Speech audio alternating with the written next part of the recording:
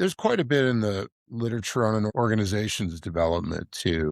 So if we just think of a typical, a small startup, and maybe we're going to open a pizza restaurant, and we get going and we're just doing it the best we can. There's none of these things called standard operating procedures, best practices, any of that. We've just got to get it done. And the core of business, by the way, is so simple, it's unbelievable. Make more than you spend. If you only do that, you're doing better than most people in business. So as a business grows, we have to start putting some processes in place. But really, when you get to that sort of operational stage, let's say you're gonna have 2 or 3 restaurants. Now you're having to hire outside people. Man, now we have to do things in the same way. We have to start to document. Somebody has to do that. We need a certain amount of structure, but also a certain amount of flow all the time for things to be healthy. But what I find is there's a point, and it's really when that business is becoming operationalized.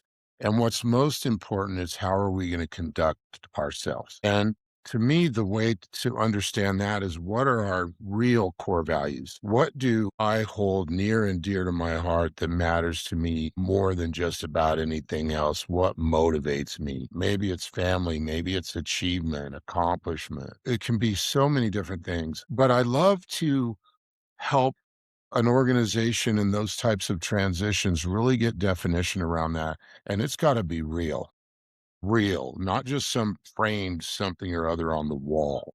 But what's non-negotiable to us? What do we stand for? And then we have an exercise that we call a social contract. And we facilitate over the course of maybe a half day, a day, a simple exercise that answers 2 questions. How do I promise and vow to treat somebody? And the other is, how do I want to be treated? And the third component is if people aren't acting in accordance with what we've agreed to, my job is to facilitate what matters to them and what's in their hearts, not to impose my ideas on them. But in general, I want to draw out, and BE Behavioral Essentials wants to draw out what matters to you, what's near and dear to your heart, what's non-negotiable. And as we grow, let's put these things in place, not to constrain us, but to keep us growing and to keep us in line. This is who we are. This is what we believe in. These are our values. This is how we have promised and vowed to treat one another. And at the end of that exercise, then we sign it. And typically I'll have them frame those things and put it in each of their offices and often on their screensavers or somewhere else. So that now you have a basic social structure that comes into place, not too tight, not too loose, just right. So there's the right structure that allows for the right flow and creativity, just like tuning a guitar string. Too tight, snaps; too loose, it's floppy, it's out of tune, it's not hitting the right note.